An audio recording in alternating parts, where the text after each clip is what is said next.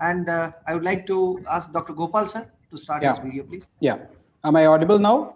Yes, sir, very clearly. Yeah.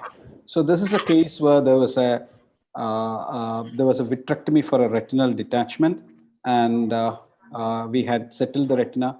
Post silicone oil removal, a cataract surgery was done. There was some residual lens matter in the anterior chamber, and the pressure was so high that I had to decompress. So here you can see me going inside. So this is the first port which is there. Now you can see that this port is open. This is a vitrectomized globe. And the first mistake I did was that. And then I am using the other eye. You can see the fluid coming inside. And now, to my horror, when I went inside, I saw these which were hitherto not there in the retina. So I'm seeing something like a central retinal vein occlusion picture. And to my horror, you can see that the central retinal vein occlusion type of picture is now progressing in front of my eyes. As I was dumbstruck, and you can see that my instruments are still there. I don't know what to do. It's all vitrectomized. It's progressing in front of me. This is what was decompression retinopathy. This is my first encounter with a decompression retinopathy. The patient's pressure was very high when I went inside, and I suddenly decompressed it. And you can see that I put one port open, and with the one port open, this I was just looking at whether they are intra-retinal hemorrhages or pre-retinal hemorrhages. There were multiple pre-retinal hemorrhages there. You did not know what to do here, and but anyway, we cleared the lens matter, and I went out.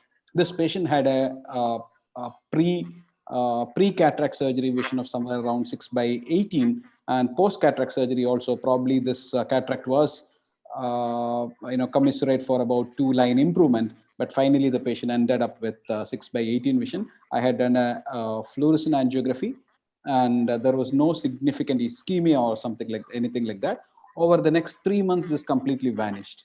So this is decompression retinopathy for you. So there are a couple of things that we have to learn from it.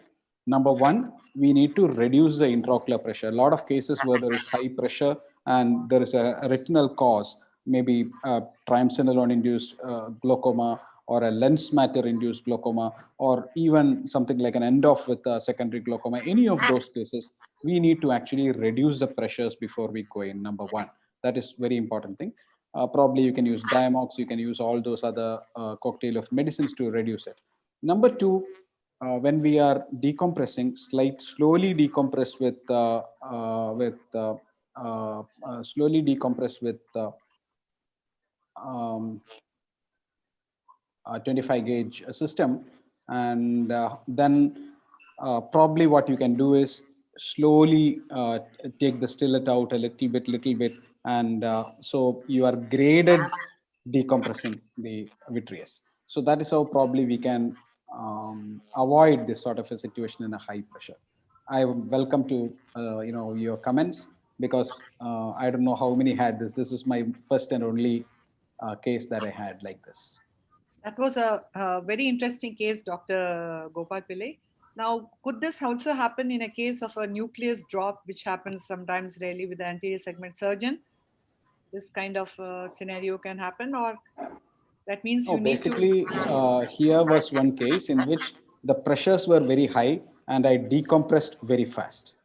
Probably, I think that is the reason for this. So, nucleus drop or any other, any there situation. could be an ocular pressure which we decompressed fast may cause this. Thank you, Gopal sir. Any quick comments from the panelists? And would you prefer using a valve cannulas in these cases, sir? Because suddenly we saw the gush of fluid coming out, and putting a valve cannula would it have made a difference, or still it would have gone in for the decompression rate? This was about 10 years old, where valve cannulas was not there at that point of time. So but do you now think that valve cannulas would have played a role in this? Or even because when you use the valve cannula, again, you're going to use the cutter inside. Again, the suction is going to come. Again, it's going to decompress. So but whether at least with the the valve decompression is cannulas going to also be a can little this thing would have slower. happened? But at least the decompression is going to be slower.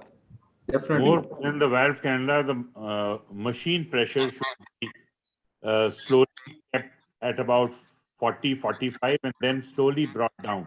I think that would help more in a, machine-based decompression. Okay. And, Very well. Yes. Well And taken. exactly. Gopal sir, just one point. I have faced this sort of a situation and completed the surgery with PVT induction. But do you really think that removal of those pre-retinal hemorrhages, Nothing. No. it is not Absolutely necessary, not. right? It's a no. It resolved because you are cherry picking every hemorrhage. So I was just thinking nothing. whether you. Just to I make was a just good trying to video. pick up whether they are intraretinal, pre-retinal. I Yeah. was just looking at that. That's all. Gopal, And making a instead of good bleeding, video. rather Good than video. raising the pressure, would have helped more bleeding in those cases, Gopal sir? Correct. That would have helped. Actually, it may have helped. Yeah. Yeah, I would just like to add that this kind of situation is something that can happen when you're operating on NVG cases. So any preoperative reduction, one, even using mannitol, decompressing the vitreous, reducing the pressure that way. Second thing is you may even consider doing a small AC paracentesis if it's a rock hard eye, slowly decompressing it. Then, like everybody said, use valve cannulas. And now the advantage our Constellation machines give us is the IOP control. So that once you have that with valve cannulas, the pressure inside the eye is under your control. And then you can, like Shobhit mentioned, you can start initially slightly higher and then slowly taper it down. Also, never to evacuate those hemorrhages. Those will just dry off slowly by itself. You don't need to do that. Okay, thank you. We We'll learned, move on to the. Srinivas, I think we learned a lot of excellent video, Gopal, and nice points made by everybody. We have learned a lot of things by glaucoma surgeons who, whenever they are operating, they don't take up any case inside the theater without giving mannitol and decompress very slowly. So I've seen our glaucoma people, any pressure high, first mannitol and then take inside. That should be. Actually, this was a vitrectomized eye, and in a vitrectomized eye, mannitol does not have a lot of role.